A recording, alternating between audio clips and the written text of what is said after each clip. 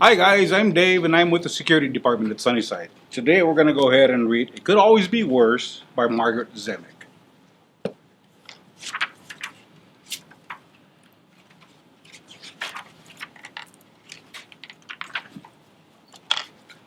Alright. Once upon a time in a small village, a poor unfortunate man lived with his mother, his wife, and his 6 children in a little one-room hut because they were so crowded. The man and his wife often argued. The children were very noisy and they fought in the wintertime when the nights were long and the days were short. Life was especially hard. The hut was full of crying and quarreling. One day, when the poor, unfortunate man couldn't stand it anymore, he ran to the rabbi for advice. Holy Rabbi, he cried, things are bad with me and are getting worse. We are so poor that my mother, my wife, my 6 children, and I live all together in a small hut.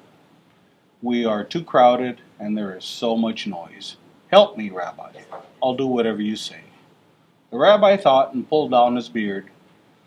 At last he said, tell me, my poor man, do you have any animals, perhaps a chicken or two? Yes, said the man. I do have a few chickens, also a rooster and a goose. Ah, fine, said the rabbi. Now go home and take the chicken, the rooster, the goose into your hut to live with you. Yes, indeed, and the man thought, said the man thought he was a bit surprised. The poor unfortunate man hurried home and took the chickens, the rooster, and the goose out of the shed and into his little hut. When some days or a week had gone by, life in the hut was worse. Now, with the quarreling and the crying, there was honking, crowing, and clucking. There were feathers in the soup. The hut stayed just as small, and the children grew bigger. When the poor, unfortunate man couldn't stand it any longer, he again ran to the rabbi for help. Holy Rabbi, he cried, see what a misfortune has befallen me. Now, with the crying and the quarreling, with the honking and clucking, the crowing, there are feathers in the soup. Rabbi couldn't be worse. Please help. The rabbi listened and thought. At last he said, tell me, do you happen to have a goat? Oh, yes, I do have an old goat, but he's not worth much. Excellent, said the rabbi. Now go home and take the goat into your house to live with you. Oh, no, do you really mean it, Rabbi? Cried the man. Come now, my good man, and do as I say at once, said the rabbi. The poor unfortunate man trampled back to home with his head hanging down and took the old goat into his hut.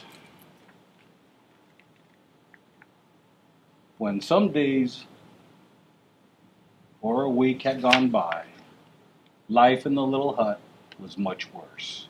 Now, with the crying, quarreling, clucking, honking, and crowing, the goat went wild, pushing and butting everyone with his horns. The hut seemed smaller, the children grew bigger. When the poor unfortunate man couldn't stand it another minute, he again ran to the rabbi. Holy Rabbi, help me, he screamed. Now that the goat is running wild, my life is a nightmare. The rabbi listened and thought. At least he said, tell me, my poor man, is it possible that you have a cow? Young or old doesn't matter. Yes, Rabbi, it is true I have a cow, said the poor man fearfully. Go home then, said the rabbi, and take that cow into your hut.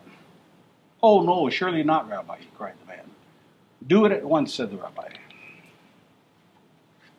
The poor unfortunate man, trudged home with a heavy heart, took the cow into his hut. Is the rabbi crazy, he thought. When some days or a week had gone by, life in the hut was so much worse than ever before. Everyone quarreled, even the chickens, the goat ran wild, the cow trampled everything. The poor man had hardly believed his misfortune. At least, when he could stand it no longer, he ran to the rabbi for help. Holy Rabbi, he shrieked, help me, save me. The end of the world has come. The cow is trampling everything. There is no room even to breathe. It is worse than a nightmare. The rabbi listened and thought. At least, he said, go home now, my poor unfortunate man. Let all the animals out of your hut. I will, I'll do it right away, said the man. The poor unfortunate man hurried home, let out the cow, the goat, the chickens, the goose, and the rooster out of his little hut. That night, the poor man and the family slept peacefully. There was no crowing, no clucking, no honking. There was plenty of room to breathe. The very next day, the poor man ran to the rabbi. Holy Rabbi, he cried, you have made life so sweet for me. With just my family in the hut, it is so quiet, roomy, and peaceful. What a pleasure. The end. Thanks, guys. Hope you guys enjoyed it.